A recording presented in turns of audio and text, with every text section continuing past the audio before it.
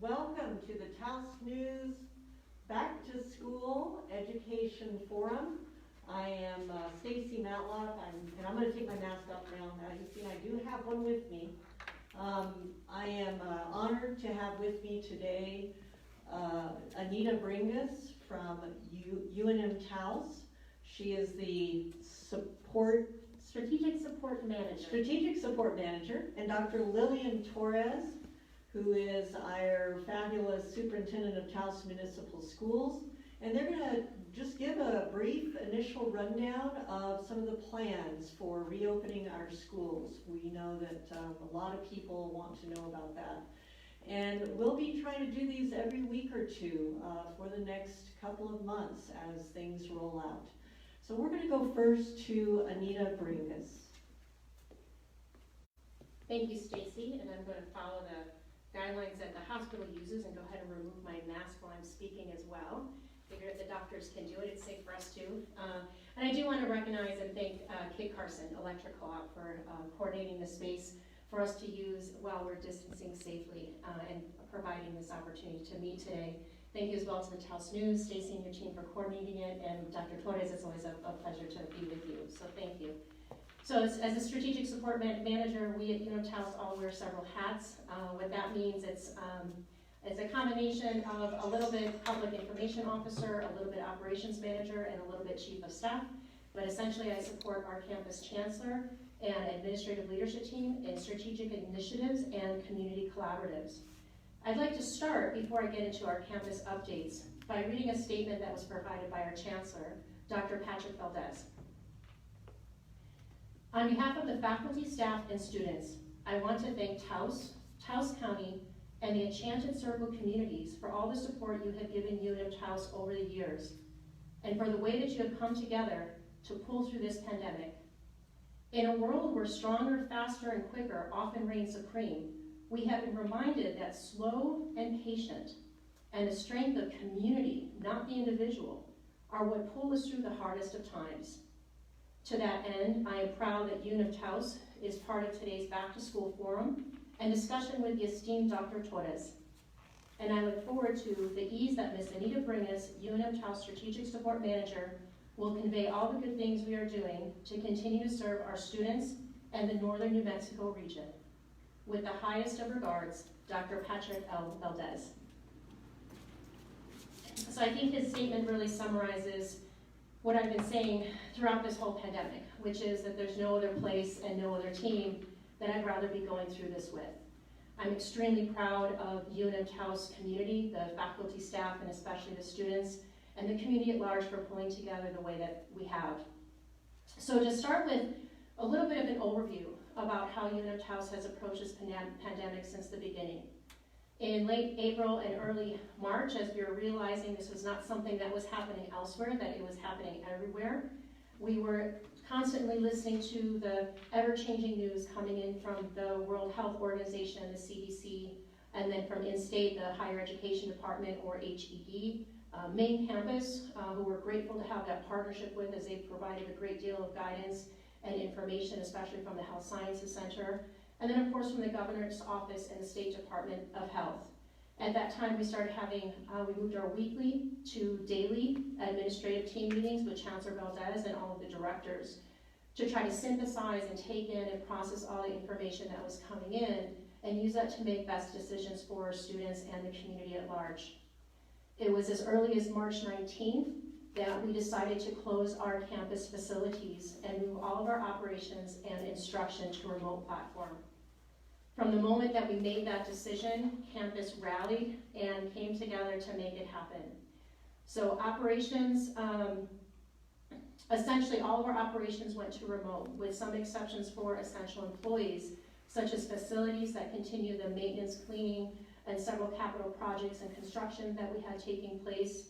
And then as needed essential workers such as the business office, human resources that need to access software that could not be done from remote platforms. The IT department has been a huge resource in making sure that our employees as well as our students have the technology, the laptops, the hotspots to be able to work from home. And then there's other support services such as the library that assisted in computer checkouts, and faculty as needed to help prepare them in printing materials and getting themselves ready to work from home.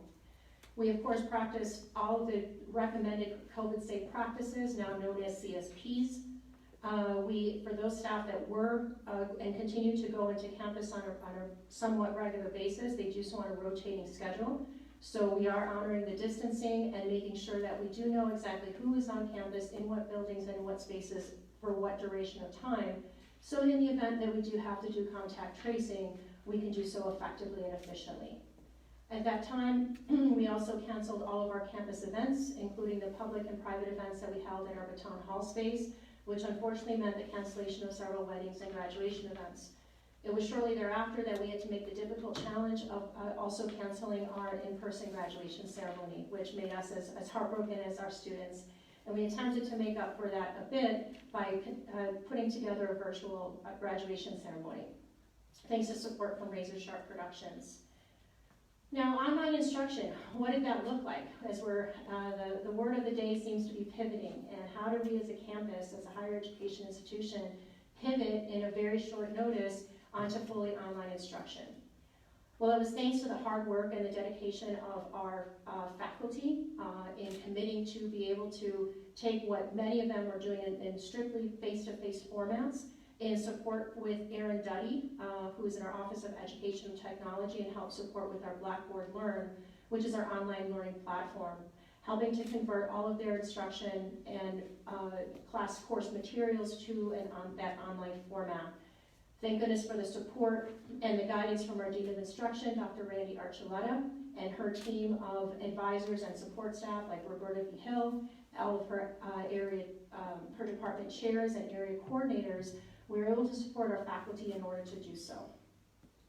Now, while that was happening, there was also the question of how do we support our students to now transition to a fully remote platform.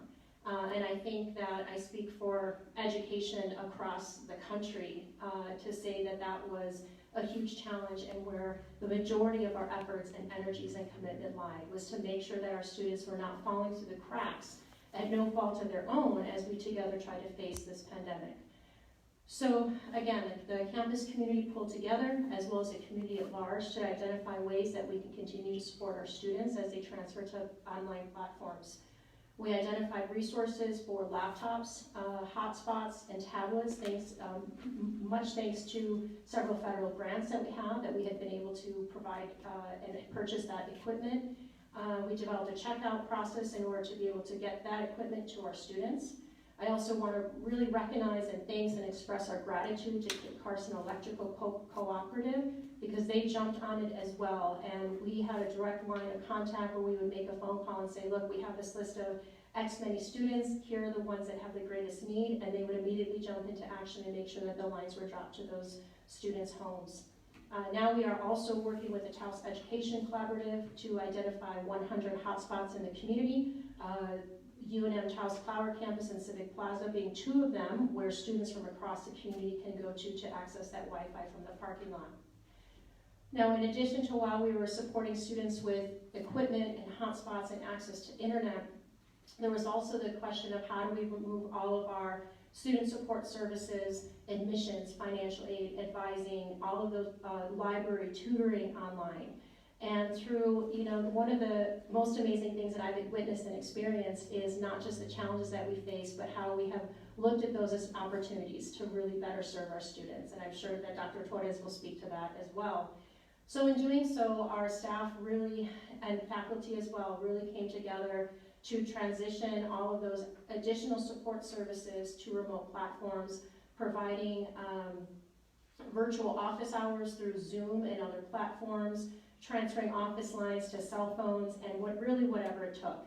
So essentially, any of the services that you would expect from being able to walk onto campus and receive, though all of those services still are in play. And we are still here to support our students in the community through financial aid, advising, admissions, tutoring. We have online tutoring platforms for the writing lab, for the math and learning lab, or the MAL as we call it.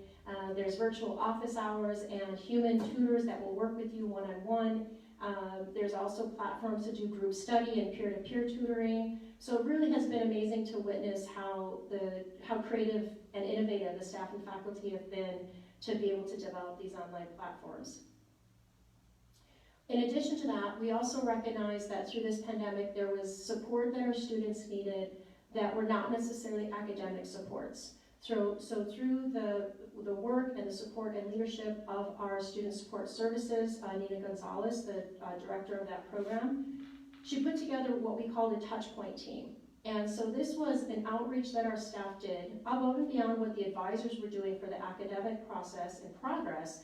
The touchpoint team was a group of staff from across campus. We pulled in, again, it was all hands on deck, where they would make weekly phone calls to students and just check in. How are you doing? How are you managing this? What are your needs?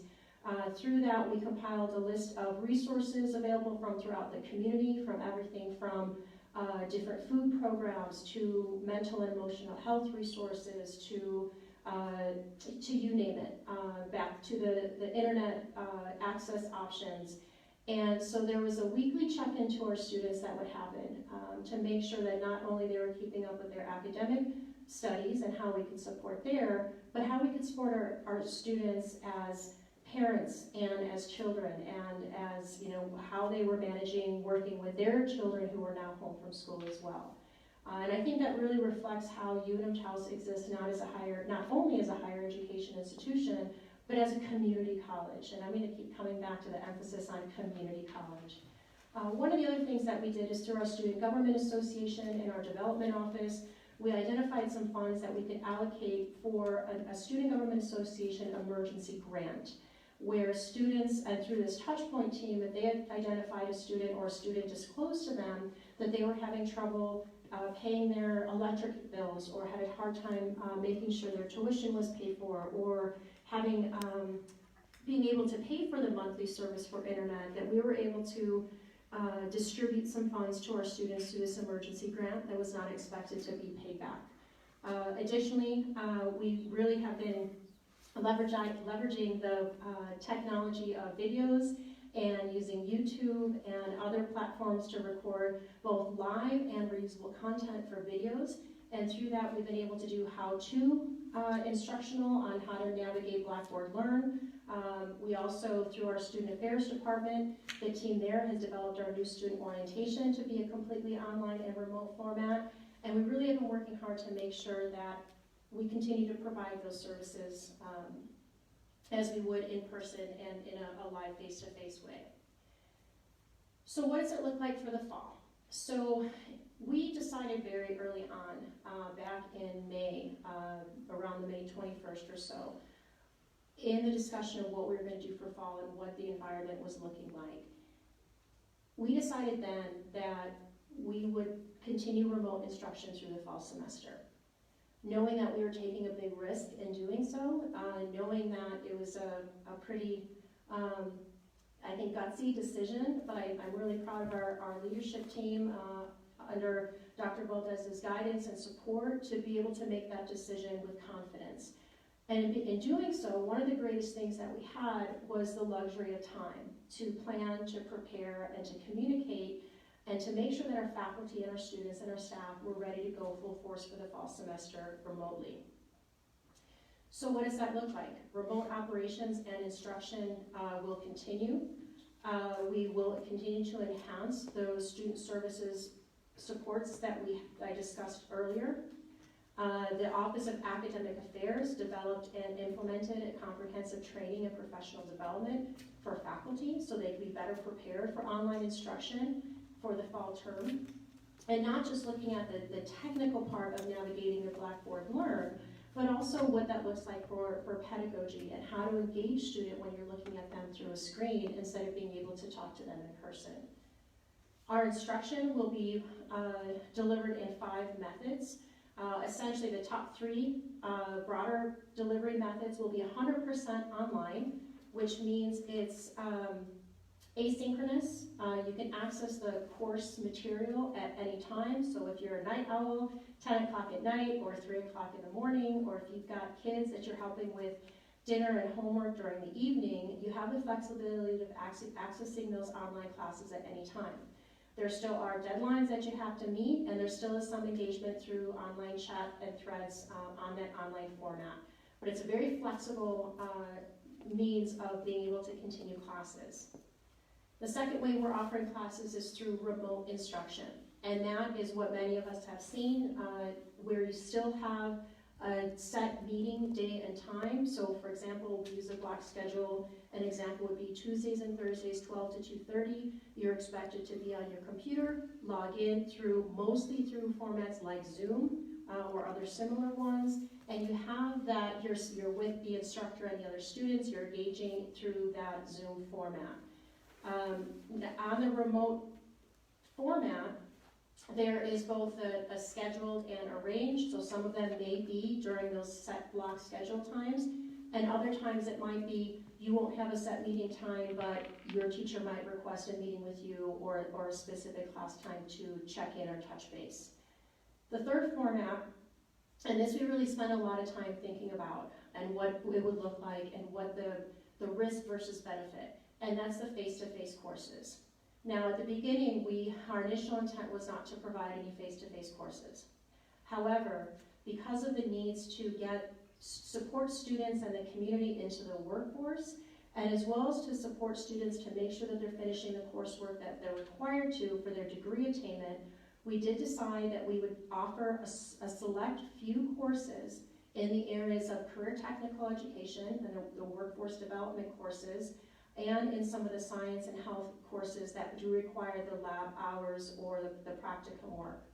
So health sciences, commercial driver's license, woodworking, construction tech, culinary arts, and some geology labs will be offered on a limited face-to-face format, following absolutely strict Department of Health, CDC guidelines for doing so. We have very strict cleaning and sanitation procedures in place thanks to our facilities department and the manager Jessica Sanchez Romero, her and her team. We have gone a step further to have the faculty have been trained, and we provided the supplies for them to do temperature checks and screenings of each of their students before each class time. We'll be providing masks and PPE for our faculty and the students in those courses. And then of course we're limiting those courses that are face-to-face to, depending on the classroom, whatever the maximum capacity might be. And that could be 3 students and that could be 5 students. So I will say that if you are interested in taking any of those face-to-face courses, the sizes are very limited, so I would encourage you to get in and register as soon as you can.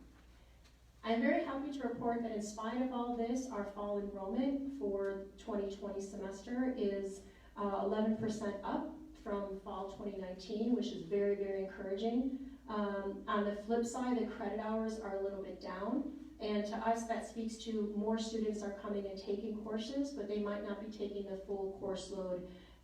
We think that is probably reflective of the potentially of the online instruction and a little bit of uncertainty around what that might look like. We have developed a comprehensive reopening plan with support from UNM campus and the Higher Education Department. We've submitted that document both to the main campus provost and president's office as well as to HED for review. We might be doing a bit of drafting and editing to that document, but it's pretty well ready to go. If you're interested in taking a look at that in draft form or in its final form, you can do so at taos.unm.edu/home/COVID-19. So as I mentioned, the UNM-Taos' primary mission is as an institution of higher education, and that is to our students' academic success and certificate and degree attainment and gainful employment. But I want to emphasize that we exist as a community college, that our staff, our faculty, our students are of the community, and we exist for the community. And we're committed to the greatest good, the health and wellness of our community at large. So in addition to all of those things that I mentioned that we're doing for the sake of our students to support them in their pathway to success, there are several other things that we're doing in support of our community at large. We developed early on the resource page at the URL I just mentioned, the taos.unm.edu/home/COVID-19, that has a variety of resources available.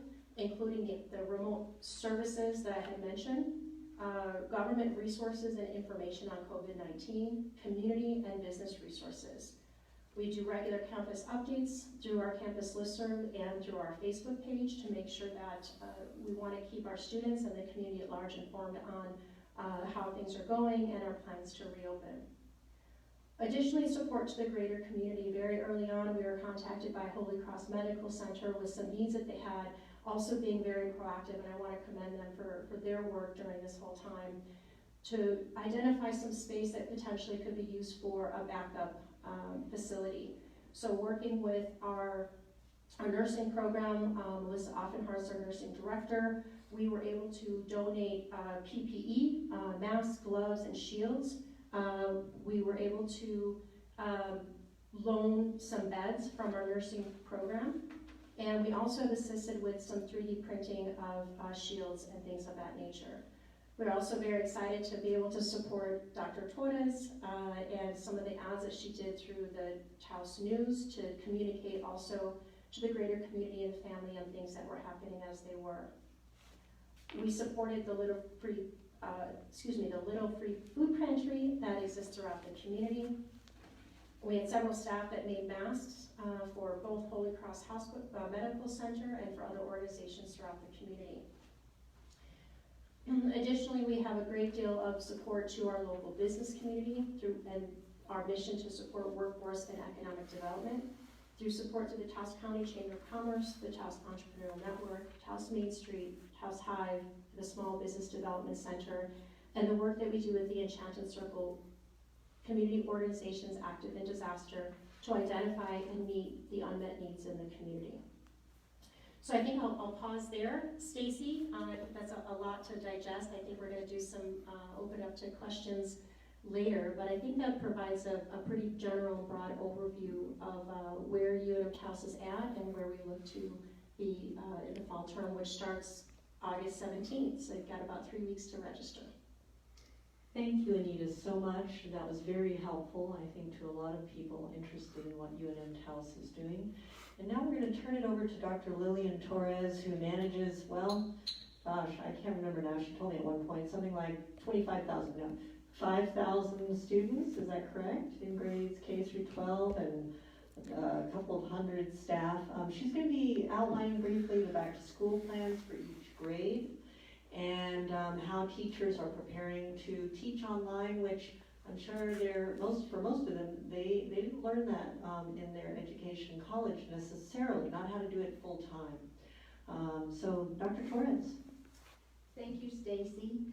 I wanted to start off by thanking the Taos News for putting the grant together to be able to have this town hall community forum. And hopefully we're going to have these every Thursday.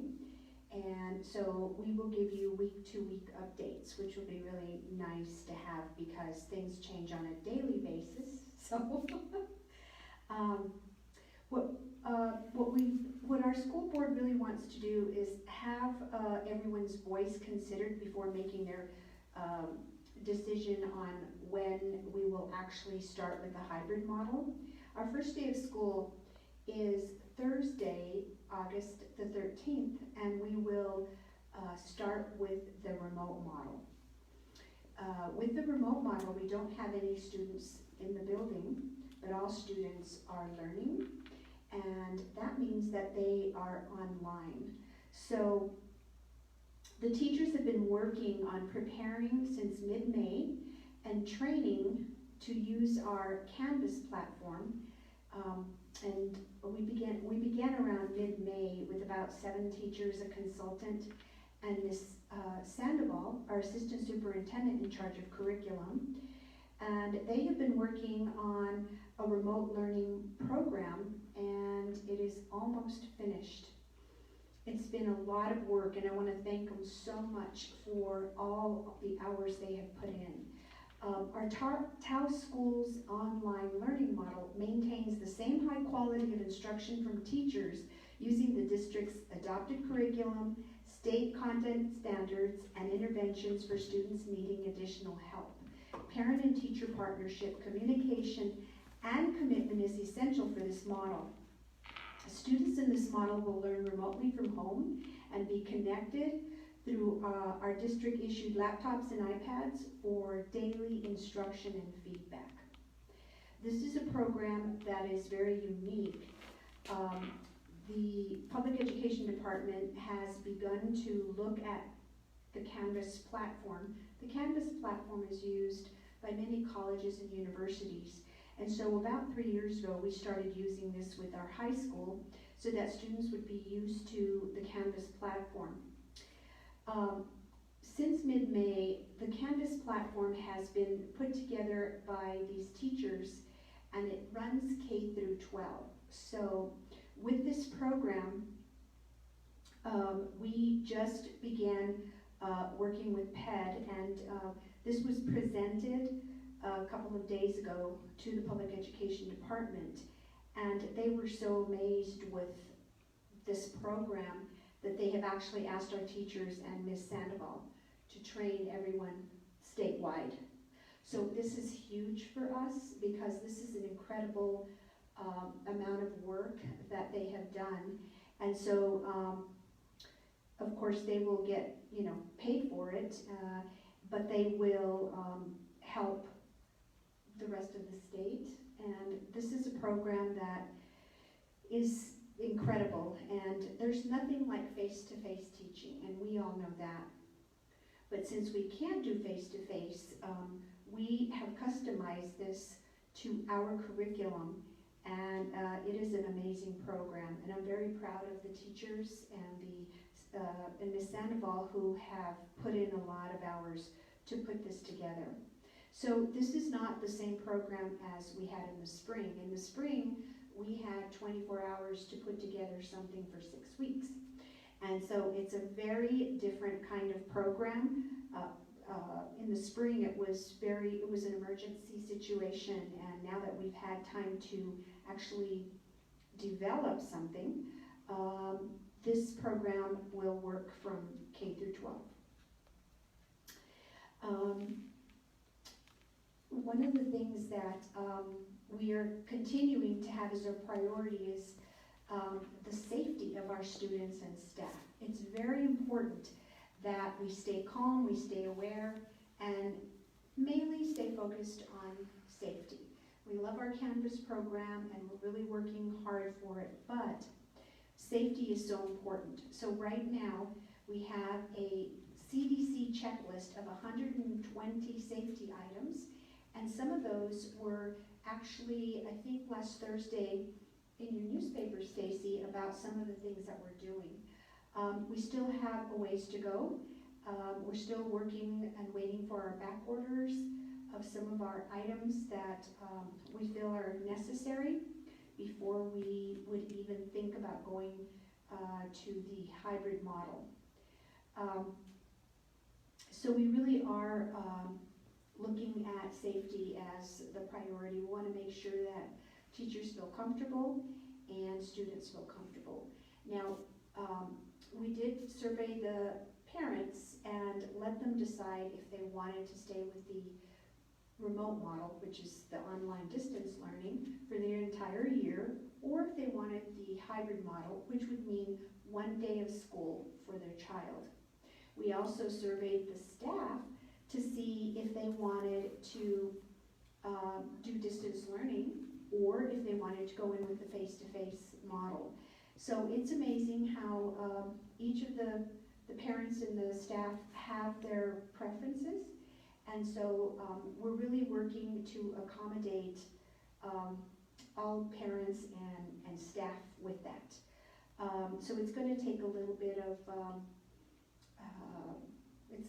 a challenge in terms of our schedules, but we will, we have begun to work on that. We still have some parents that we can't get a hold of, so that might skew our results a little bit, but all of it is workable for us. As far as the laptops and iPads for every child, what our plan is right now every child has a device, but we do have them saved from last March. So what we're going to do is, like we did in the spring, is we're going to have a checkout, and it's a kind of a drive-by device distribution. And it's amazing how quickly the schools have been able to do that, and they schedule parents 5 minutes apart. And we can do quite a few devices and have all the forms ready for them to sign. And so we're going to have a device for every child. And we need to have that by the first day of school, by Thursday, August the 13th. Also, one of the challenges that we've had is internet connection for every child. We are working diligently with Kit Carson. About 3 weeks ago, they began hooking up more of our students' households. And with the combination of that and Comcast, our AT&T, we have 175 hotspots that we will be handing out. And then we have Verizon and that we're also working with. So between all of those programs, our plan is to have every child connected by August the 13th. So we are on track for doing that. Again, one of the issues we're having is there are some parents we cannot get a hold of. So if you're a parent out there and you haven't heard from us, please call your school. And even if you leave a message with your name and phone number and your child's name, the principal, secretary, somebody who will get back with you right away, we would really appreciate it, because we would like to set up an appointment for you to come in for your device and also talk to you about internet connection. Hopefully every parent will call our school. We will continue to try to get a hold of all parents if at all possible. In the back to school section that came out this morning, all of our phone numbers of our schools, our administrators are on there. So very quickly you could find the phone number and go ahead and leave a message. Some of the things that we are working on in our district is social emotional learning. With the trauma that students have been through for the last 3-4 months, and this includes our staff. It's been really, really a tough situation for all of them. We have a social emotional learning program which includes at least once a week or more, we will be calling each parent, student, to see how they're doing, to see if they need any help. We also have all of the emails of the teachers so that parents can contact the teachers for any questions. We'll have all of our support staff that will be reaching out, including EAs, educational assistants, to our parents. We will be partnering up with Taos Behavioral Health, Taos Alive, and many of the other nonprofit organizations that are doing excellent work with us, and they've been working with us for many years, and they will continue working on our social emotional learning with our children. One of the things that we're doing that is a very unique idea that one of our principals came up with is we have many extra desks that are not needed, and if we go through the process with the public education department, we actually can discard and give them away. So we're going to start the process, and right about second week in September, we'll be able to, if any parent would like a desk for their child to put in their living room or in their bedroom and decorate it and have their own special desk in their little bedrooms, they can be connected more to the school, and they will be able to keep those desks. So we're really excited about that. I also wanted to talk a little bit about the meals that we're going to have. Meals in the hybrid, when we're in the hybrid and we have students in classrooms, we will be serving breakfast and lunch in the classrooms. It's really important that we keep the cohort of students together and not mix any student up. with another cohort. So we ordered warmers, and they've already come in. We have warmers to keep everything fresh until the meals arrive to the classroom. So that's how we will handle the lunch and breakfast in the classrooms. All of the other children will have, as usual, we will be delivering by bus to to all of the over 100 bus stops. What we plan to do, once we start our program, we would like to expand and have some our after-school activities, our clubs, and we may have to do them by Zoom, but the teachers are really excited about continuing the activities that they have. And of course, sports is dictated by the New Mexico Activities Association, and once a week they give us an update, and every week it changes. So we will continue to work with the NMAA and see how things go with all of our sports, and as some of these things have been moved to second semester, so we will still have sports, but it might be some of the sports like football may have to wait till second semester. So I think that's really all that I have for now. And if any questions that the community has, we can answer.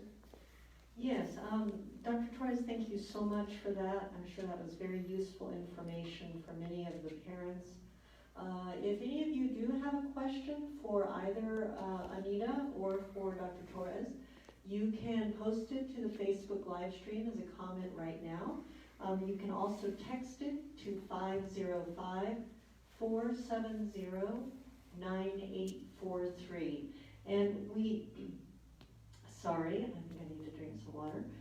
We do have a question that was sent via text.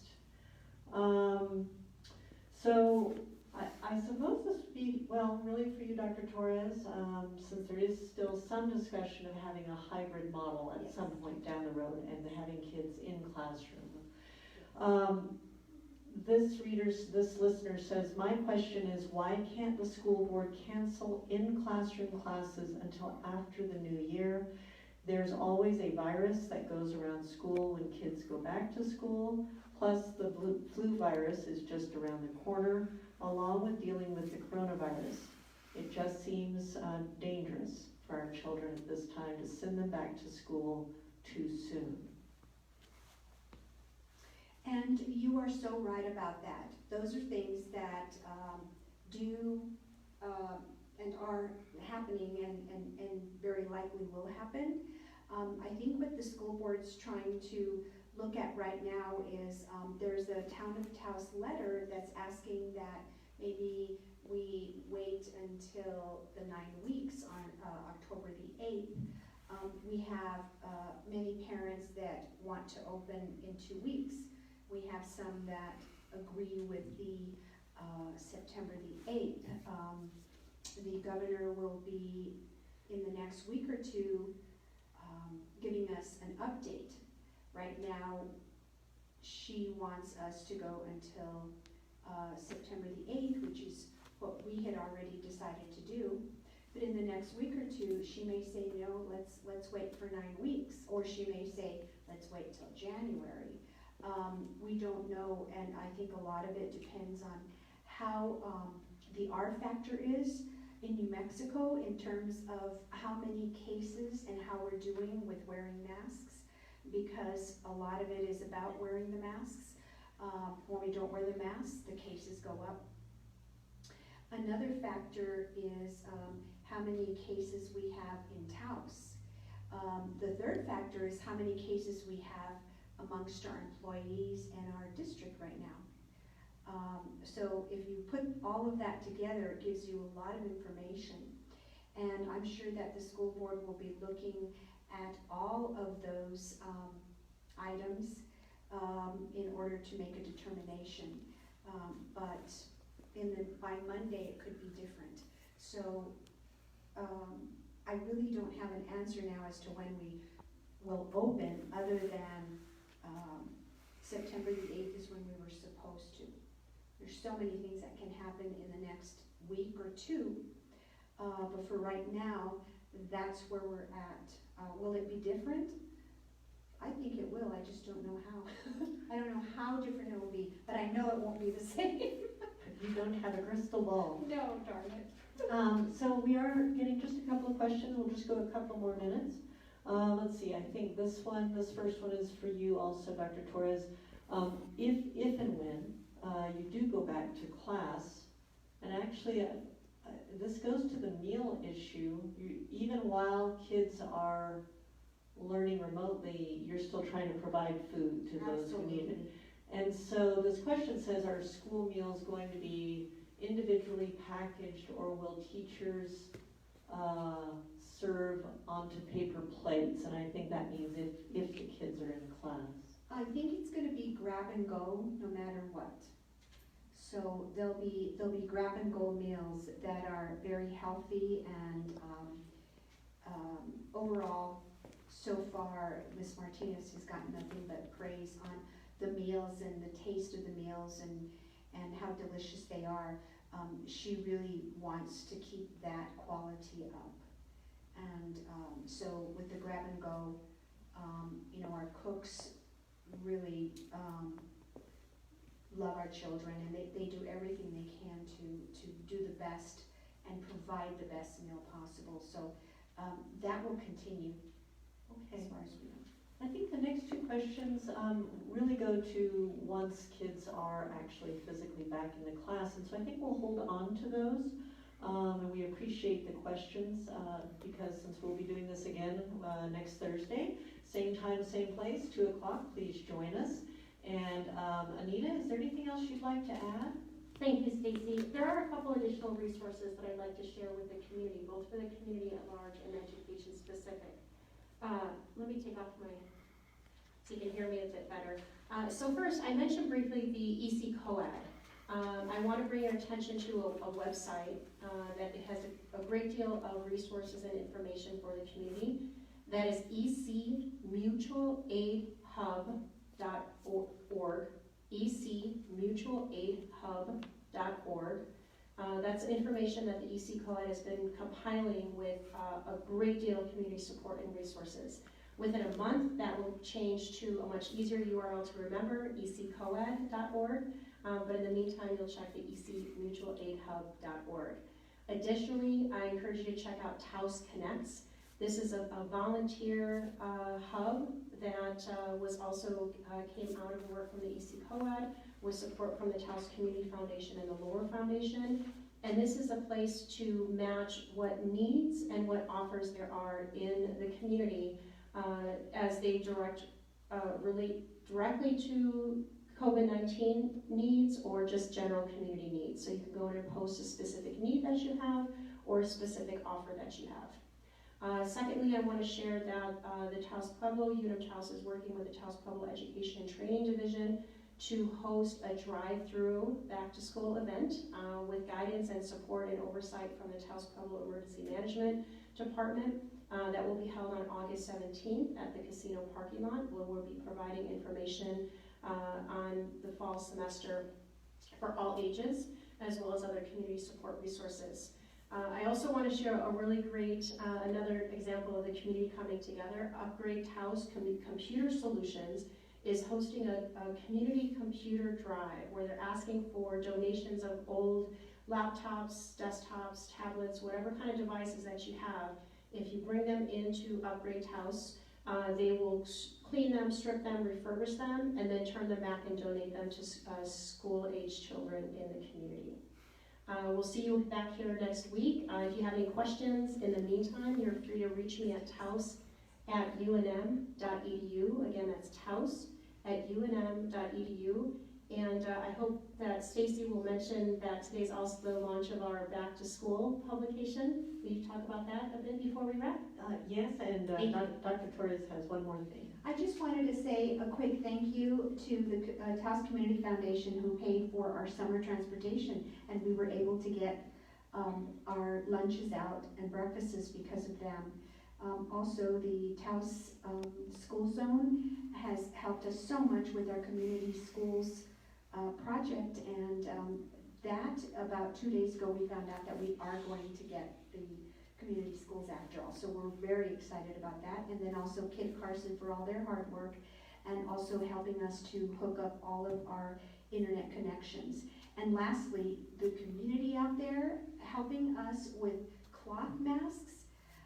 There's at least a dozen that come every week, and they bring a dozen of them, and you know, the grandmas and grandpas, and even your mom, Anita. I'm just so excited, and this is really wonderful because I want to start all the staff off with their own cloth mask, and so I think I just made enough. Well, Mom But has more. If you need more, Dr. Torres, Mom has I more ready need for more. you. All I right. need more.